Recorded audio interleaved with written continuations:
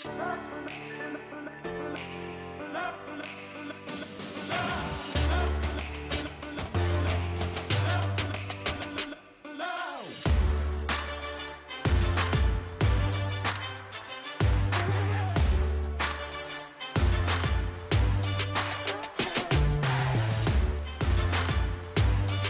the Dr. Terra Show. Right here in the United States, nearly 20 people per minute are victims of domestic violence. That's 1 out of 3 women and 1 out of 4 men. My guest today, Bishop Victor Sharp and Michelle Sharp, is going to tell their story and share their personal journey through grief and loss. Bishop and First Lady, thank you for coming to the show. Thank you for having us. Thank you for having me. I know that this is, a very sensitive topic. But as we always talked about, how do we share our stories to help other families make it through? The pain and the grief doesn't end, but how do we help others make it through? So describe to me what happened when you received that call on December 14th, 2017. Go ahead, baby. You got the call first. Yes, I ended up getting the call. And when I did receive the phone call, the person on the other line was hysterical. And all I remember her saying is, Lavic is at home. That's my son's name. Lavic is at home and they see he's bleeding from the brain. And I just rushed out the house. And when I rushed out the house, made it to the scene, I'm a former Detroit police officer. And so I showed him my badge, but I couldn't go in. And so I called my supervisor and I really tried to pull it together. And all I kept saying was, Lord, let my son be okay. Because at that time, we didn't know anything. We didn't know what happened, what was going on in the home. But all I just kept saying, Lord, please let my son be okay. And then my supervisor, she got over there like within 5 minutes. And she said, just go sit in the truck and get yourself together. Yeah. Okay. And that's what I did at that time. And then I called, my husband was on the way. I said, just get here. So he came at that time. Mm-hmm. What happened when you arrived? As bishop, you get this call all the time. Right. As police officer, you get this call all the time. Right. What happened when it was you? Wow. Well, when I realized it was me and it wasn't a dream, Yeah. I just really didn't know what to do. When I got on the scene, I knew in my heart that something bad had happened, because the tape was around the house and they wouldn't let me in. And I even showed my Detroit police chaplain badge and they just would not let me in. And I fell to the ground and it was wintertime, it was snow out. And all they told me was they had to pick me up out of the snow. And by the time I got up and got out of the snow, I didn't want the rest of my family to hear about it. So I literally left the scene to go and let my parents know what happened to my son. And at this time, you're still not really fully aware of what's happening. No, we don't know exactly what had happened. All I know that he was dead. Wow. And you're still at the scene. Oh, yes. I'm still at the scene. And at this time, I said, God, I got to turn it off. I got to turn off the mother mode at this time. I got to go into police activity. I got to go into police mode. And that's exactly what I started doing. Was that a safe place for you to turn? That was a safe place for me at that time. And so I want to know what happened. And so the first thing I asked was, there a robbery? What took place here? And they're saying there was no force of entry. And I said, okay, there's no force of entry. So at this time now, I'm thinking, no force entry. That means he know his assailant. He know the adversary who killed him. Right. And so I started asking questions. And the first person I started asking questions to was his girlfriend. Wow. What happened? Because I'm like, tell us what happened. Talk to me. Right. And so she started saying that he had committed suicide. I said, not my son. Wow. I said, no, he didn't. I said, and so at this point, at this time, God is already speaking in my ear. Go to the truck. Go to the truck. So I go to the truck, get myself together, because I'm saying, did this girl hurt my son? Right. I said, but no, she can't be this cruel. And so I go to the truck, my supervisor come to the truck, and then at that time, Pastor Glass, one of my pastors, he came to the scene. And he was very, very soothing for me, spiritual for me at that time, because at this time I'm in rage.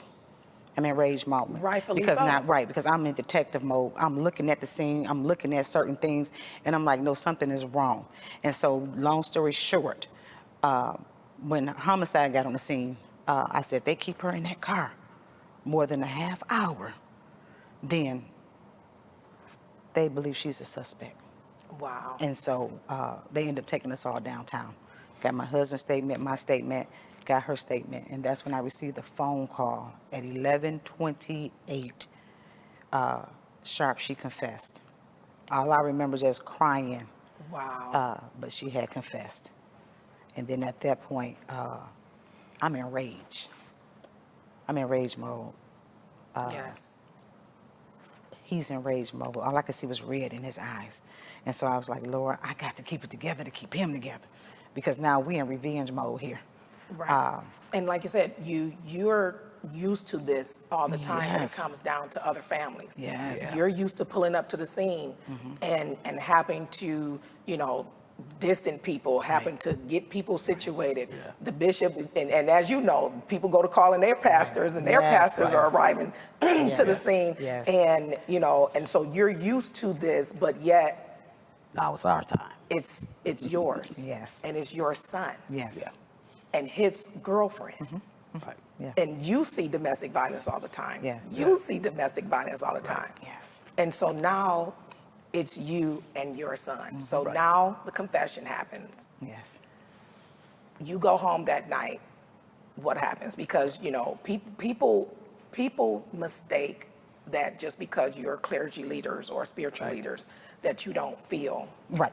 you don't have, turn it off. you're always walking on cloud nine. Yes. And you're always having those scriptures Yes. back to back coming out your mouth. Right. But you go home, and the reality the next day is your son is gone. Right. Right. What happens? Actually, we didn't sleep at all. Yeah.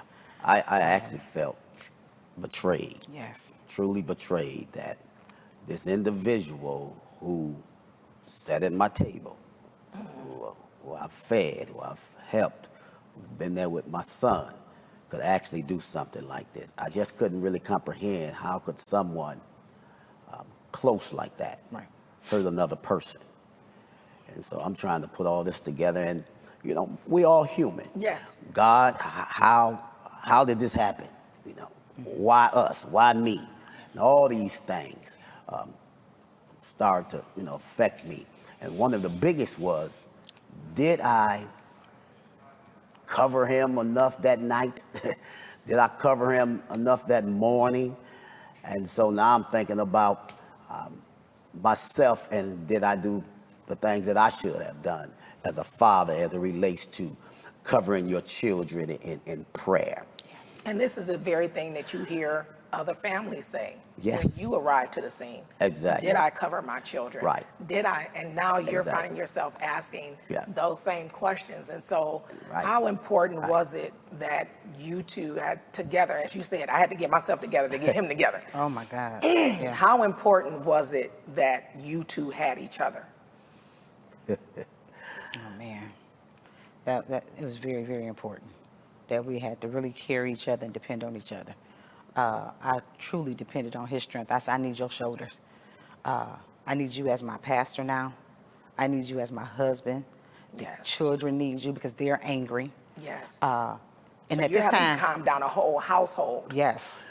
Yeah, Yes. not a whole Yes, house, he was our strength. a whole family, Family. two Mhm. families. Families, I yeah. mean, Yeah. yeah, that night we probably had well over 35, 40 people at my house. Ready. So had to calm down a lot of people and had to truly show how one walk in faith, Yes. even when you're going through what you're going through. Right. Because, we're the only Bible that some people ever get a chance to Yes. read. Yes. So how do you go through when you're going through tragic and hurt and pain? And so I knew that that was not only my calling, but that was my assignment, not only for others, but for my family. Yes. For my family. Yeah. Yeah. He had to really keep us together. I was not there. I turned it off. I tried to put the mask on Sundays. But when I'm at home, I'm angry. I'm still thinking of revenge. I'm still thinking about making a phone call to take a trip downtown, yada, yada, yada.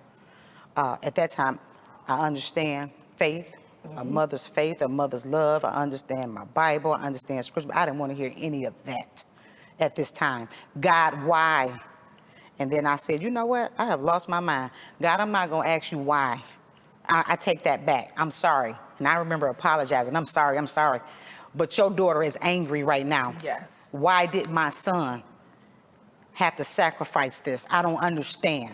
You Yes. need to help me before I lose it on somebody. And so at this time, I told my husband, I can't keep the mask on too long. I need some help. And so God reminded me of Job. Yes. And I said, if Job can get through this, Job's wife can get through this, I surely can get through this. But to be honest with you, this man right here, my husband, I tell you, kept me grounded. I know people want to say about, we want to talk about scripture, and we definitely want to talk about our Father, which he did carry us through all of this. Oh, yes. All of this. But at this time, I'm watching, we're making sure our daughters are okay, our son is okay, our relatives are okay. So we're covering a lot of people, our church members, we're covering a lot of people. And so at this time, I told my husband, we're going to get through this. I said, but I got to go through the process. Yes. And so let me tell you, this is a real talk conversation, correct? And so what we did, my husband didn't notice at the time. My cousin them came over, and so I was going through my son's pictures and things like that. So she had a bottle of Tito's on the table. And I said, I know how I'm going to get through this. I said, pour me whatever that is. And so she introduced me to this. I ain't going to say my cousin's name. And so I literally became an alcoholic for 2 weeks. For 2 weeks. And you know what?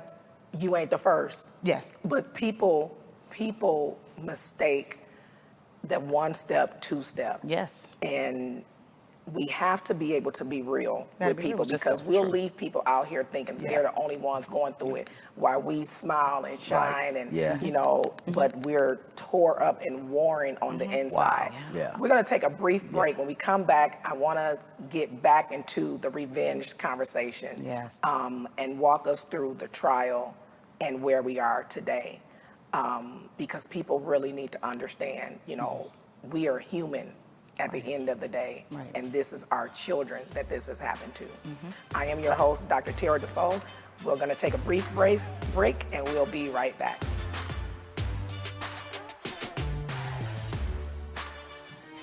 You Never Walk Alone is the new book written by Dr. Terra Defoe. It is designed to help you break free from the weight of depression and loneliness. This book provides real-life examples to help you identify basic emotional trauma and take the necessary steps to emotional recovery. To purchase, it's simple. Go to IamTerraDefoe.com or visit her Instagram at IamTerraDefoe. Remember, God did not leave us to face our struggles alone. Impact, where urban family, faith, lifestyle, entertainment, culture,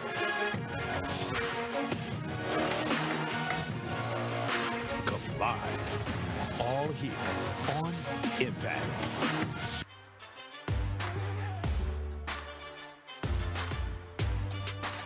Welcome back to the Dr. Terra Show. Today I have Bishop Victor Sharp and his lovely wife, First Lady Michelle Sharp, as they share their story of their son, LaVic Sharp, who was killed in 2017 at the hands of his girlfriend.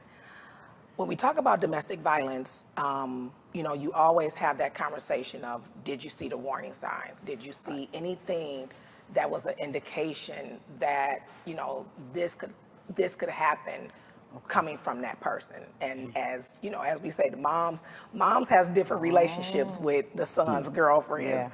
did you see anything that may have, caused you to kind of turn your head a little bit from time to time in her behavior towards or leading up until that date? I did not. But I can say this. I talked to my son 2 weeks prior, Okay. and he told me that, well, really 3 weeks, and that third week he had asked me to counsel her. Okay. And I said, I don't want to. Why? What's going on? You told me you guys were going to break up. And then he said, well, we're going to try to work it out. And I said, okay, tell me why. So he proceeded to tell me what was going on. And then a couple of days later, he called back and said, Mom, that's it. I'm done. I'm done. Wow. I'm okay. I'm done with her. We're just going to go our separate ways and just going to raise our Wow. daughter. That was it. That's what he told me. But then I asked him, I said, I asked all my kids this. She not crazy, is she? Wow. And he said, oh, no.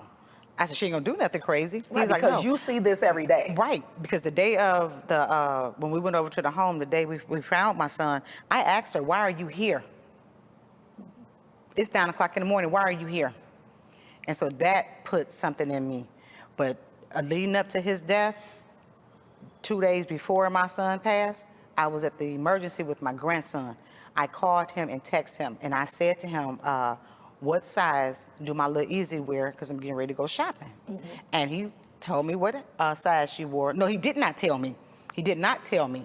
And I looked at Ebony, my daughter, and I said, your brother has not texted me back, and it's been 24 hours because we was in the hospital for 2 days. I said, I'm going home and get some rest. I texted his dad, said, like, Vic has not texted me back. Anytime, my son's living in the city of Detroit, when we can't locate him or anything like that, he'll go to his home to see is everything okay. And so that's when I got the phone call. Wow. Yeah, so leading up to it, I just asked the one question, was she crazy? He told me, no, she all right. Bishop, did you see anything that may have? I guess I could say yes and no. What I did see and what I did know was previously, months earlier, he found some inappropriate text messages and pictures of her with another man and another man with my grandchild. And I know my son didn't feel good about that. And I remember I told him that you guys need to just go your separate ways, because you never know how that's going to play out.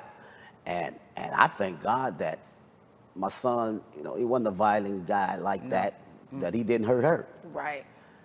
And it could have been on the other side. I mean, we don't know. And I thank God for that. So, yes, I don't think they were good for each other because of that. Wow. Yeah. So now we have the trial. Yep, we have the trial. And I remember being at the trial. As you all came and supported me during my father's murder trial. I was, there with the family as well. Yeah.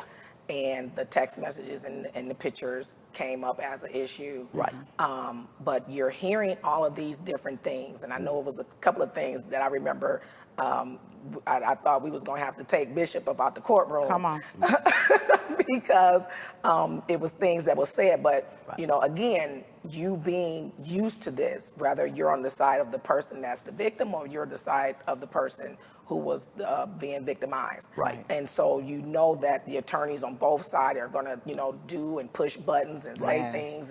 And unfortunate, this is where all the ugly comes out, and they were even trying to accuse you of, with you being a police officer, moving information and not getting information.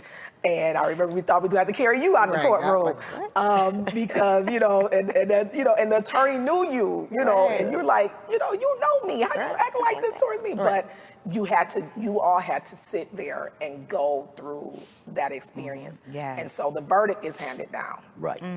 What happens? You can tell that one. Bishop? Well, the verdict came back guilty on possession of a gun, using the gun in the commission of a felony, tampering with evidence, lying to a peace officer, and also second degree. But when it came in on second degree, the judge asked each jury, or juror rather, was that their pleasure? Right.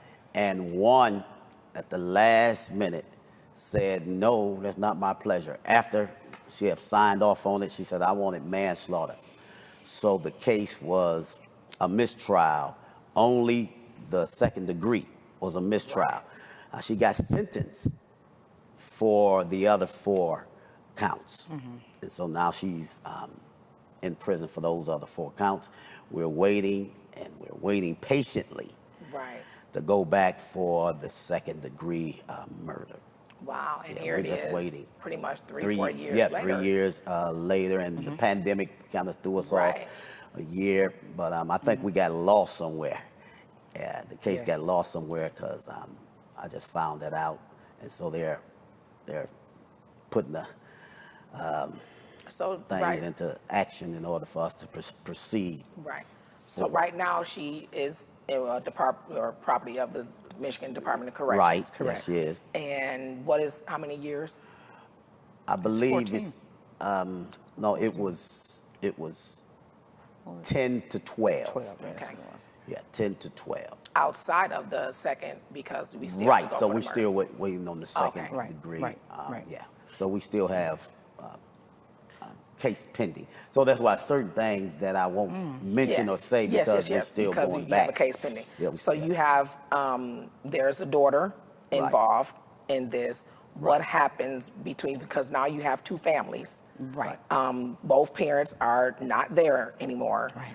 What's happening, or what happened with that case? Because of course, the state of Michigan is not going to just haul the child off to foster care when they have 2 sides of grandparents. Yeah. Right. She's all Well, it's a ours. blessing. She's all yeah, ours. we have, First lady said she all ours. yeah, we have permanent custody of her Yeah. at this Amen. time. So and she's doing well. Yes. Again. She had to go through counseling, and Yes. there are some things that she's seen. Yeah. Yeah, we have reason to believe that she was there at the scene. Right. Yep. And- Because she always talk about she's seeing her daddy Yeah. laying there in blood. And you Wow. will not change her story. Yep, I tried it. And Mama tell you, won't. Yeah, you can't change the story. She knows what They're she going to seen. tell what they saw. Right. So it's just blessing, sad. It's sad. Parents all over again. Yeah. Parents all over again. Yeah. But yeah, situation's sad, but that's a blessing. Yeah. Able to raise her. But Yeah. and you're able to help reprogram the things that she saw. You're Right. able to help reprogram those emotions, because she's going to. I mean, just because we all know, and again, you all know this firsthand. Traumatic experiences carries on with us, and the older we get. Yes. We act them out in different ways. Right. So having grandparents not only that are embedded in the word, but also together in raising, and I've watched you two, you are together in raising, and it's funny because, and we were teasing how Bishop is a little bit more laid back, he's one way. Yeah. The only time I see him excited is when he jump in the pews, when he's Yes. preaching, and that's it, but any other time we go to the basketball game, Bishop is just Laid this way, back. all the way across, Yeah. and she knows that. So it's Right. like, if she really wants something, she goes to Grandpa. She'll try it.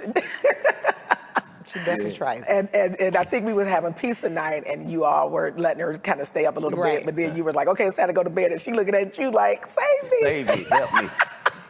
That's how say something. But dealing with grief, a lot of families go through that grief process. How did that process impact your marriage? Well, one way it impacted is that I had to hold back a lot of feelings because earlier, like I was telling you, I really had to watch my husband because he had not really grieved, because he was, like I said, he was carrying all of us. But I knew I continued to pray. I continued to ask for strength.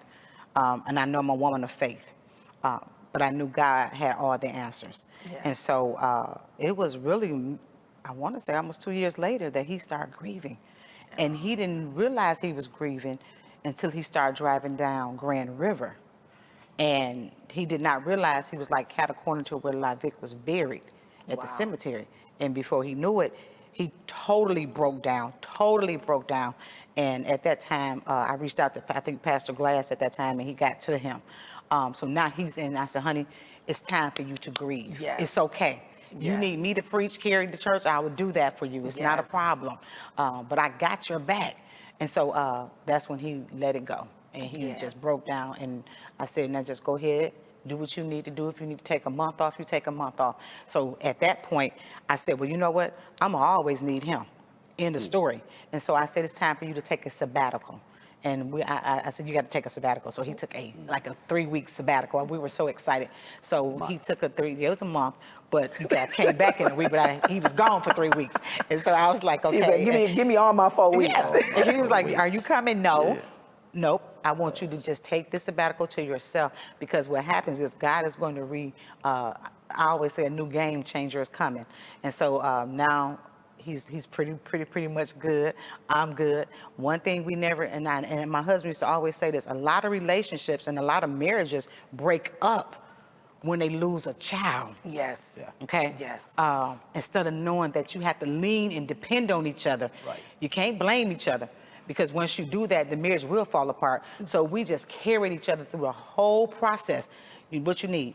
But when he found out I was a 2-week alcoholic, he says, you can't depend on that bottle. I said, I know I can't, but it feels good right now. It feel good right now. Yeah, So but I'm okay now. But you know what? The thing is, we have to be truthful. We have to be for real, because you never know who is feeling like I'm going through this by myself and nobody understands, and I want to do this and nobody else in the world has experienced this, and that's not the truth. Right. So I want to thank you for coming on the show and sharing your personal story as you continue to minister to others, continue to share your story, because you never know who is watching or who needs to hear how you all made it through, and to watch you all do it together was very, very important to all of us who watched you from the background. So thank you. Thank you. I am your host, Dr. Terra Defoe, and you've been watching the Dr. Terra Defoe Show.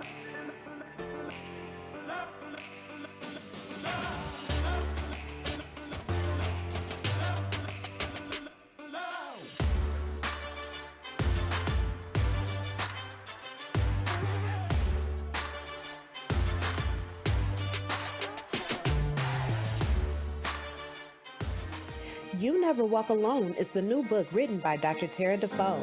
It is designed to help you break free from the weight of depression and loneliness. This book provides real-life examples to help you identify basic emotional trauma and take the necessary steps to emotional recovery. To purchase, it's simple. Go to IamTerraDefoe.com or visit her Instagram at IamTerraDefoe. Remember, God did not leave us to face our struggles alone.